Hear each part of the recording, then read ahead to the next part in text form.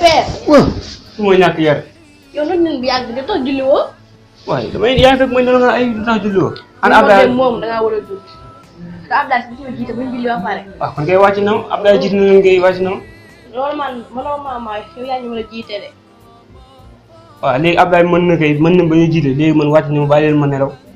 yow yaa nekk ci kilifa kër gi yow yaa ñu war a jiite waaye doo bàyyi Abdoulaye xam ne man sama maa ko mag mu may jiite. ah man daal damaa woor te naaj dafa tàng jët loolu tëdd ba heure ndogu bu jotee nga yeewu ma dem ndogu ji. naaj bi mu tàng booy bu ñu noddee da ngaa war a julli ji. waaw jugal dem. da war a fekk sax nga nekk fii di zikkar loolu nga war a def waaye sax. moo saytaane demal.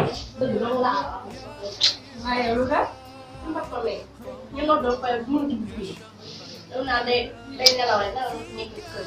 waaw demal nga sa xol seen dinaa xam waaw nijaay. waaw. yow looy xaar pour julli ji. ma damay nelaw. Ablaye mooy waxi la yow Ablaye yow ngay baayam. waaw yow nga war a ñëw jiite ñu nga naan Ablaye moom moo ñuy jiite. léegi Ablaye mën na kay wàcc na ma léegi moom mooy jiite. ñaata nga gàcce yow ngay toog sax sa doom ñëw naa la dama nga julli ji yow loolu rusoo ko yow. nijaay kon ma doon déglu da bàyyi doom li si yoon bi. la laa leen di déglu man damaa tase moom mu wax ma lu xew yaa ngi dégg yow moom koor gi moom nee nga rek xëdd rek ak ndog bu neex dong yow nga ci xalaat. koor nekkul loolu lan. léegi julli ji yeewu ndogu man kay xëdd. xiifal dong la nag xamal naa la leen nag gis nga boo jugul julli ji tey doo fi ndogoo ginaar yi doo si lekk. ya ñàkk ndogu. xaaral ma julli war 4 heures du matin ba 19 heures lépp mu weew ay ginaar loolu moom lay yoon xaaral ma jug daw dem julli ji ginaar yi moom du ma staar noonu.